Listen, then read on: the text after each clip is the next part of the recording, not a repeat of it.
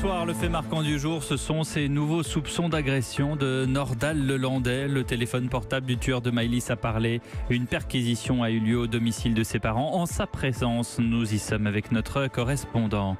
L'autre actualité de ce mercredi, c'est cette perquisition à Bercy dans les bureaux qu'occupait pendant 4 ans Alexis Kohler, l'actuel secrétaire général de l'Élysée, soupçonné de conflit d'intérêts entre ses fonctions publiques et l'armateur italo-suisse MSC avec lequel il a des liens familiaux. Passe d'armes à l'Assemblée nationale tout à l'heure, vous écouterez. À suivre également la mise en examen ce soir des 2 jeunes de 17 ans dans le meurtre de Kevin à Mourmelon. La condamnation à 5 ans avec sursis pour le braqueur de la Brinks 188 qui était en cavale depuis près de 3 décennies. Et puis ça y est, Pedro Sanchez a formé son gouvernement en Espagne, majoritairement féminin, 11 femmes pour 6 hommes. Roland Garros bien sûr, le match de Nadal interrompu par la pluie. Et puis à 22h15, notre invité dans Europe Nuit sera Roger Dillenzeger, le secrétaire général de l'UNSA Ferroviaire. Au 27e jour de grève de la SNCF, l'UNSA est-elle prête à quitter le mouvement? Nous lui poserons la question. Pour vous également, la météo de Christine Peña, encore des orages, la bourse avec Didier Hameau et la belle entreprise, une plateforme de vente aux enchères du patrimoine des collectivités locales. Nuit. Nordal Lelandais est-il un tueur en série? La question s'était déjà posée lorsque l'ex-maître chien de 35 ans avait avoué avoir assassiné le caporal Noyer quelques mois après avoir reconnu avoir tué la petite Maëlys. D'autres dossiers l'accablent et voilà que les enquêteurs ont analysé son téléphone portable. Une vidéo le présente comme l'agresseur d'une petite fille. Du coup, le suspect a été sorti de sa cellule à l'occasion d'une perquisition au domicile de ses parents, c'est-à-dire là où il vivait, Jean-Luc Boujon.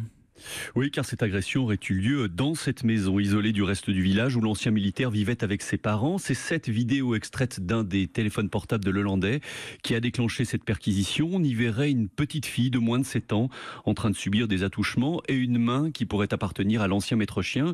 Et ce qui fait encore plus froid dans le dos, c'est que ce film a été tourné 1 semaine seulement avant le mariage au cours duquel la petite Maëlys a été enlevée en août 2017. Or, il semble bien qu'à cette date, des cousins des Lelandais originaires du Gard serait venu passer un week-end dans la maison de Domessin. De nouvelles révélations donc qui choquent encore un peu plus cette voisine des Lelandais. Ça fait peur de savoir qu'il y a une personne comme ça à côté, quoi. On aurait pu le rencontrer nous aussi, quoi. C'est ce que je fais parce que je balade souvent toute seule. Donc je vais même au lac toute seule, comme je sais que c'était un petit peu son périmètre là-bas aussi. Je pense qu'on va en apprendre de jour en jour, quoi. Vous pensez que c'est pas fini? Ah non, moi je pense que non. Alors la perquisition a eu lieu en présence des parents de Nordal Lelandais qui étaient là en tant que témoins. Elle a duré environ 2h30. Puis l'ancien militaire a réintégré sa cellule de l'hôpital psychiatrique de Lyon.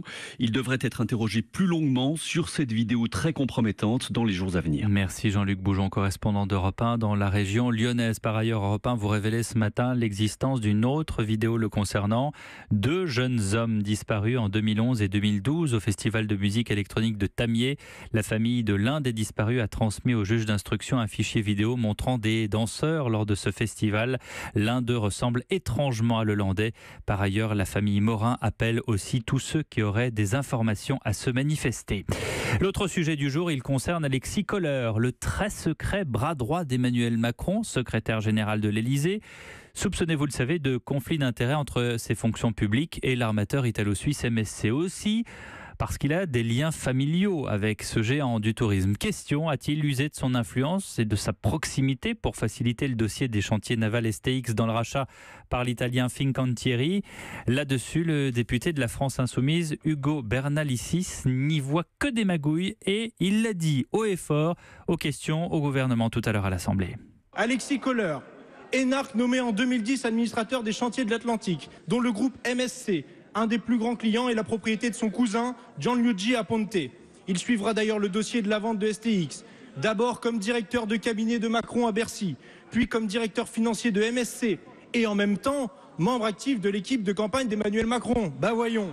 Et enfin comme secrétaire général de l'Élysée. Pantouflage, multiples situations de conflit d'intérêts. Je ne dis pas qu'il est coupable, c'est à la justice d'en décider.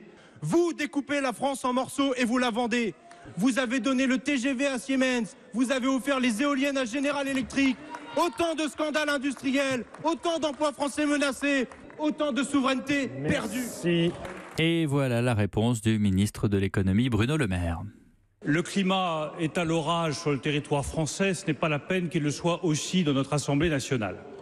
laisser la justice faire sereinement son travail. Le secrétaire général a lui-même indiqué qu'il apporterait toutes les pièces nécessaires.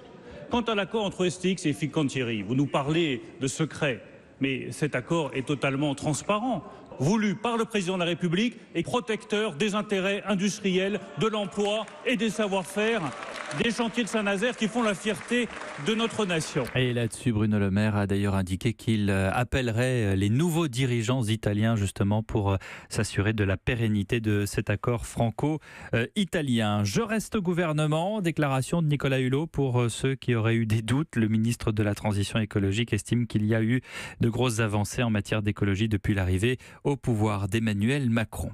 27e épisode de grève à la SNCF demain. Voici les prévisions de trafic. 1 TER sur 2, 1 Intercité sur 2, 7 TGV sur 10, 3 Transiliens sur 5, 1 train sur 2 à l'international, mais quasi normal pour Eurostar et Thalys. Les syndicats de cheminots prévoient une journée de colère mardi prochain, alors que, je rappelle, le Sénat a hier voté la réforme ferroviaire. Tout à l'heure, juste après ce journal, nous serons avec le représentant de l'UNSA, Roger Dillenzéger, pour justement savoir si son syndicat envisage ou non d'arrêter le mouvement de grève. 22h06. Europe 1, Pierre de Villeneuve. Ce soir, les 2 mineurs soupçonnés dans le meurtre du jeune Kevin à Mourmelon samedi ont été mis en examen. Si désormais la participation du jeune de 17 ans avec des aveux circonstanciés reste certaine, en revanche, le procureur s'interroge sur le rôle de la jeune fille. Jean-Jacques Herry, vous êtes dans la Marne pour Europe 1. Ce qu'on sait en tout cas, c'est que tout était prémédité. Oui Pierre, selon le procureur de Reims, le jeune homme et la jeune fille s'étaient même rencontrés quelques jours avant le meurtre pour en élaborer le scénario. Ensemble, ils en ont revu le moindre détail, le lieu, l'heure, tout était prévu. Les vêtements de rechange du jeune homme étaient déjà prêts et après avoir porté 20 coups de poignard à la victime, il les a immédiatement enfilés. Pour tromper les enquêteurs, ils se sont également mis d'accord pour dresser les éléments d'un faux portrait robot grâce à des recherches sur Internet. Bref, un plan quasiment machiavélique pour reprendre les mots du procureur. Les motifs restent flous et apparaissent futiles. Le meurtrier présumé affirme notamment qu'il a voulu aider la jeune fille qui se disait harcelée par la victime. La question qui se pose maintenant, c'est celle de la relation entre les deux. Le jeune homme était-il amoureux de la lycéenne? Celle-ci a-t-elle joué avec ses sentiments pour l'amener vers le crime? A-t-il été manipulé ou non pour servir de bras armé? Ou alors a-t-on affaire à des amants diaboliques? C'est la question que se pose le procureur ce soir. Merci Jean-Jacques Herry à Reims pour Europe 1. À Toulouse, Gilles Bertin, l'auteur du braquage de la Brinks en avril 1988, a été condamné à 5 ans avec sursis.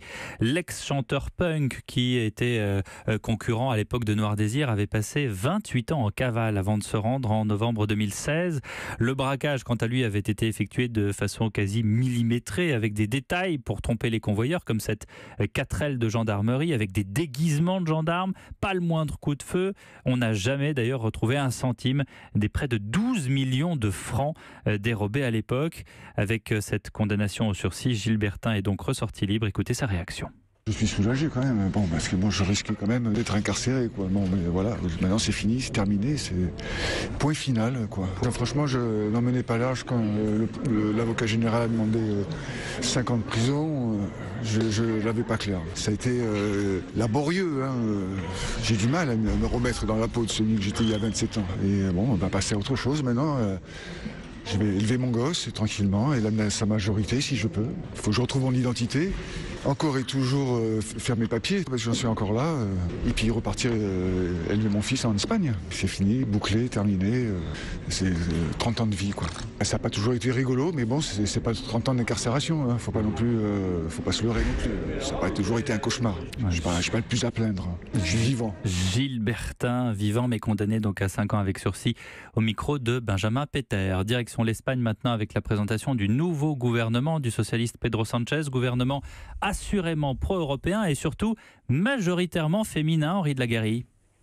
Oui, Pierre, 11 femmes pour 7 hommes en comptant Pedro Sánchez. 11 femmes qui occupent des ministères de tout premier ordre comme la défense, la justice ou les finances. La composition de ce gouvernement socialiste ne doit rien au hasard. Elle correspond aux préoccupations d'une société qui veut définitivement tourner le dos au machisme. Ces derniers mois, les femmes se sont très largement mobilisées pour défendre leurs droits. Une grève générale féministe a été organisée en mars dernier. 5 millions de femmes ont cessé de travailler le temps d'une journée. Plus récemment, un verdict a déclenché une immense vague de colère et des manifestations monstres dans tout le pays lorsqu'un tribunal a préféré la notion d'abus sexuel à celle de viol pour l'agression d'une jeune femme par 5 hommes. Ce gouvernement dominé par les femmes donc est composé de plusieurs personnalités très respectées, dont certaines issues de la société civile, est assez largement salué dans le pays.